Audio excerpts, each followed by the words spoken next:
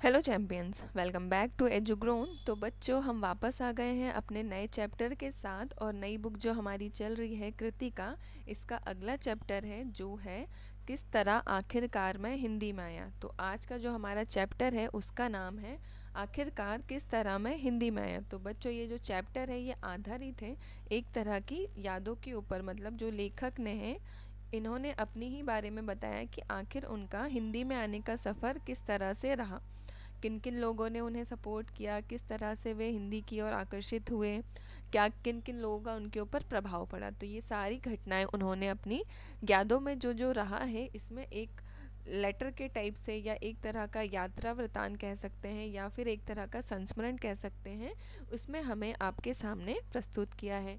तो इसके जो लेखक हैं उनका नाम है शमशेर बहादुर सिंह। तो सबसे पहले हम शमशेर बहादुर सिंह के जीवन के बारे में जानेंगे। तो इनका नाम था शमशेर बहादुर सिंह। इनका जन्म हुआ था 13 जनवरी 1911 में। इनके पिता का नाम था तारिफ सिंह और माता का नाम था परम देवी। ठीक है, ये दो भाई थे जिनका नाम था राम और लक्ष्मण। मतलब इनकी माँ इन दोनों भाइयों की जोड़ी को क्या कहती थी? राम और लक्ष्मण की जोड़ी कहती थी। ठीक है, हुआ क्या, इन्होंने अपनी प्रारंभिक शिक्षा कहाँ से शुरू की थी? देहरादून में हुई। और हाई स्कूल इंटर की परीक्षा इन्होंने गोंडा से दी थी। और इन्होंने बीए कंप्लीट किया था इलाहाबाद से, पर क्या हुआ, किसी कारणवश ये अपना एमए फाइनल कंप्लीट नहीं कर पाए। अब 1936 या 35 में उकील बंधुओं से इन्होंने पेंटिंग की कला सीखी। मतलब इन्हें पेंटिंग में भी काफ़ी इंटरेस्ट था, इसलिए इन्होंने पेंटिंग भी सीखी। रूपाब, कहानी, नया साहित्य, माया, नया पथ, मनोहर कहानियाँ, इनके संपादन में इन्होंने क्या किया? सहयोग किया। हिंदी उर्दू कोश प्रोजेक्ट में ये संपादक रहे और विक्रम विश्वविद्यालय के प्रेमचंद सज्जन पीठ के ये क्या रहे? अध्यक्ष भी रहे। तो बच्चों, हमारी जो कहानी है आज की, हम कुछ इस तरह से स्टार्ट करते हैं। तो चलिए स्टार्ट करते हैं कहानी। इसमें लेखक बताते हैं, इस कहानी के लेखक हैं शमशेर बहादुर सिंह। इस कहानी में लेखक ने अपने जीवन की समान तमाम घटनाओं का क्या किया है? जिक्र किया है, जिसके फलस्वरूप उन्होंने हिंदी साहित्य जगत में कदम रखा था। अब लेखक बताते हैं कि शुरू से उन्हें हिंदी में इंटरेस्ट नहीं था। मतलब उनके घर का जो माहौल था वो उर्दू के इर्द गिर्द ज़्यादा था, तो उन्हें कभी भी हिंदी में इतना इंटरेस्ट नहीं आया।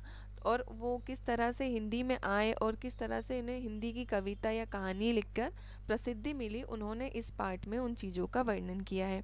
तो शुरू करते हैं। लेखक कहते हैं, अपने इस लेख में लेखक ने श्री हरिवंश राय बच्चन जी और सुमित्रा नंदन पंत निराला जी, जो हिंदी के काफ़ी फेमस और काफ़ी अच्छे कलाकार रहे, इनका इन्होंने क्या किया है? बहुत ही आभार प्रकट किया है। कहानी की शुरुआत कुछ इस तरह से है। लेखक कहते हैं कि वे जिस स्थिति में थे उसी स्थिति में अपने घर से पहली बस पकड़कर कहाँ के लिए रवाना हो गए थे? दिल्ली के लिए रवाना हो गए थे। मतलब इन्होंने अपना घर छोड़ा और कहाँ पहुँच गए? दिल्ली पहुँच गए। दिल्ली पहुंचकर उन्होंने सोचा कि कोई ना कोई काम तो ज़रूर करना है, इसलिए उन्होंने अपनी की इच्छा के अनुसार, क्योंकि उन्हें पेंटिंग में काफ़ी इंटरेस्ट था, तो उन्होंने उकील आर्ट स्कूल पहुँचे। वहाँ का एक स्कूल है जिसका नाम है उकील आर्ट स्कूल। वहाँ की उन्होंने एक एंट्रेंस परीक्षा दी जिसमें ये सफल हो गए थे और उन्हें वहाँ पर कोई भी या किसी भी तरह की फ़ीस नहीं देनी पड़ी और उन्हें वहाँ पर क्या मिला? प्रवेश मिला या एडमिशन मिला। अब आगे क्या हुआ, लेखक ने क्या किया? पेंटिंग सीखने जाना पड़ता था डेली, तो उन्होंने क्या किया? करोल बाग में सड़क के किनारे कमरा किराए से ले लिया और वहीं से वे डेली पेंटिंग सीखने के लिए कहाँ जाने लगे? कनॉट पैलेस जाने लगे। अब पेंटिंग क्लास जाने और आने के रास्ते में वे अपना अधिकतर समय किस में बिताने लगे? ड्राइंग बनाने लगे और कुछ कविताएं लिखकर अपना गुजारा करते थे। मतलब क्या करते थे ये? ड्राइंग बनाते थे और कविताएं लिखते थे छोटी मोटी, जिनसे क्या होता था? इनकी डेली वेजेस का खर्चा निकल जाता था। हालांकि उन्हें इस बात का जरा भी आभास नहीं था कि कभी उनकी लिखी हुई कविताएं भी प्रकाशित होंगी। मतलब वो नॉर्मली अपनी कविताएं लिख लेते थे, पर उन्होंने इस तरह से कभी नहीं सोचा था कि उनकी कविताएं कभी बुक या अखबारों में क्या होगी? प्रकाशित होंगी।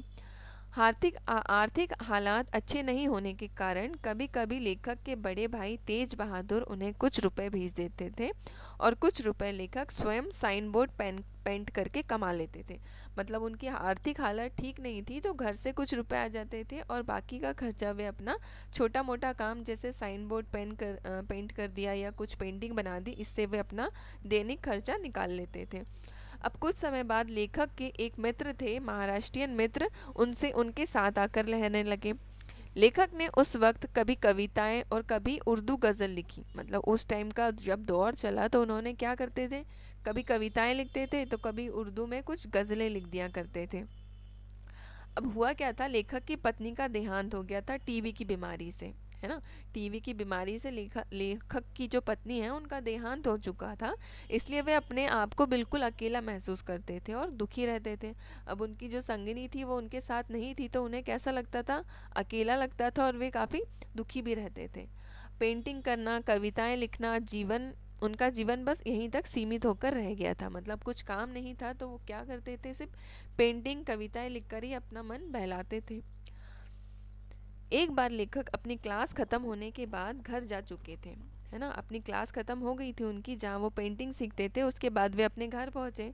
तब बच्चन जी उनके स्टूडियो में आए थे और लेखक को वहां ना पाकर उनके लिए एक नोट छोड़कर चले गए थे। हरिवंश राय बच्चन जी ने उनके लिए एक नोट छोड़ गए थे। अब लेखक कहते हैं कि उनकी एक बहुत बुरी आदत थी, वह कभी भी किसी के लेटर या पत्रों का जवाब नहीं देते थे, है ना। लिखा कुछ समय बाद उन्होंने बच्चन जी के लिए एक अंग्रेजी का सोनेट लिखा था। सोनेट मतलब एक तरह का नोट या लेटर लिखा था। लेकिन जब बच्चन जी को भेज नहीं पाए, लेकिन वह उसे बच्चन जी को भेज नहीं पाए थे उस टाइम तक। इसके बाद लेखक अपनी ससुराल देहरादून आ गए, है ना। यहाँ उन्होंने केमिस्ट्री की दुकान में कंपाउंड्री शुरू कर दी अपना डेली खर्चा चलाने के लिए। और एक दिन उन्होंने अंग्रेजी अखबार में अपना वह सोनेट बच्चन जी को भेज दिया, है ना। अंग्रेजी अखबार में लिखा और वह सोनेट कहाँ भेज दिया, बच्चन जी के पास भेज दिया।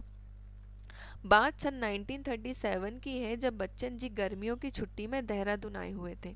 और कहाँ पर रुके थे, ब्रजमोहन गुप्ता के यहाँ रुके थे। फिर एक दिन वो ब्रजमोहन गुप्ता के साथ उनकी केमिस्ट की दुकान पर आकर उनसे मिले। कौन, बच्चन जी खुद आए उनसे मिलने के लिए उनकी शॉप पर। लेखक बताते हैं उस दिन मौसम खराब था और आंधी आने के कारण वो एक गिरते पेड़ के नीचे आते आते बच गए थे। मतलब जिस दिन बच्चन जी उनसे मिलने आए थे उस दिन मौसम काफ़ी ख़राब हो चुका था, आंधी बहुत ज़्यादा चल रही थी, जिसके कारण एक पेड़ गिरते गिरते उनके ऊपर गिरते गिरते बचा था। पर हुआ क्या, इस छोटी सी मुलाकात ने लेखक के मन में बच्चन जी के प्रति क्या बना, एक व्यवहारिक रिश्ता बन गया था। मतलब वे जो उनकी पहली मुलाकात थी वो काफ़ी प्रभावशाली रही, जिससे क्या हुआ, बच्चन जी के लिए उनके साथ एक व्यवहारिक रिश्ता बन गया।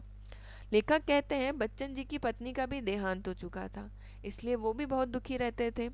उनकी पत्नी उनके सुख दुख की संगिनी थी, वह विशाल हृदय की मल्लिका, वह बात की धनी महिला थी। मतलब हृदय उनका बहुत ज़्यादा विशाल था और बातों की बहुत ज़्यादा धनी महिला थी, है ना। लेखक की मनोदशा देखकर बच्चन जी ने उन्हें इलाहाबाद आकर पढ़ने की सलाह दी। अब उनकी मनोदशा बहुत ज़्यादा दुखी रहते थे, तो बच्चन जी ने उन्हें कहा कि आप इलाहाबाद आकर अपनी एमए की डिग्री कंप्लीट कर लो। तो उन्होंने उनकी बात मानी और कहाँ पहुँच गए, इलाहाबाद पहुँच गए। अब बच्चन जी ने लेखक को एमए में प्रवेश तो दिला दिया, है ना। यहाँ पे क्या हुआ, एमए में एडमिशन मिल गया उनको, लेखक को बच्चन जी के द्वारा। अब इलाहाबाद में लेखक को बच्चन जी के द्वारा व उनके परिवार से बहुत ज़्यादा सपोर्ट मिलने लगा, है ना। हर चीज़ में बच्चन जी उनका सहयोग करते थे। बच्चन जी के पिताजी ने लेखक को उर्दू फारसी की सूफ़ी नज़मों का एक संग्रह भी भेंट किया, क्योंकि बच्चन जी जानते थे कि लेखक को उर्दू और फारसी काफ़ी इंटरेस्ट है। तो उन्होंने क्या किया, एक गिफ्ट के रूप में उन्हें एक बुक नज़मों का एक संग्रह भेंट किया। बच्चन जी ने स्वयं भी एमए कंप्लीट किया हुआ था इंग्लिश से, है ना। लेकिन उन्होंने कभी भी नौकरी नहीं की थी। लेखक का भी सरकारी नौकरी के प्रति कोई भी रुझान नहीं था, इसलिए वे सरकारी नौकरी से हमेशा दूर ही रहे। मतलब उन्हें किसी भी तरह की नौकरी कभी नहीं करनी थी, इसलिए उन्हें कभी भी नौकरी के प्रति कोई इंटरेस्ट नहीं रहा।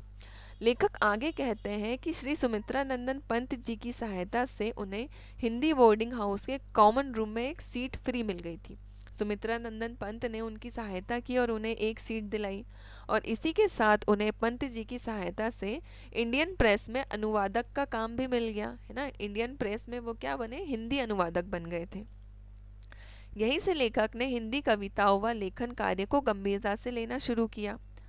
यहाँ से उन्हें जब हिंदी का अनुवादक का काम मिला तो यहीं से उन्होंने क्या किया, अपनी कविताएं और जो लेखन का जो भी वो काम करते थे उसको उन्होंने सीरियसली लेना शुरू किया।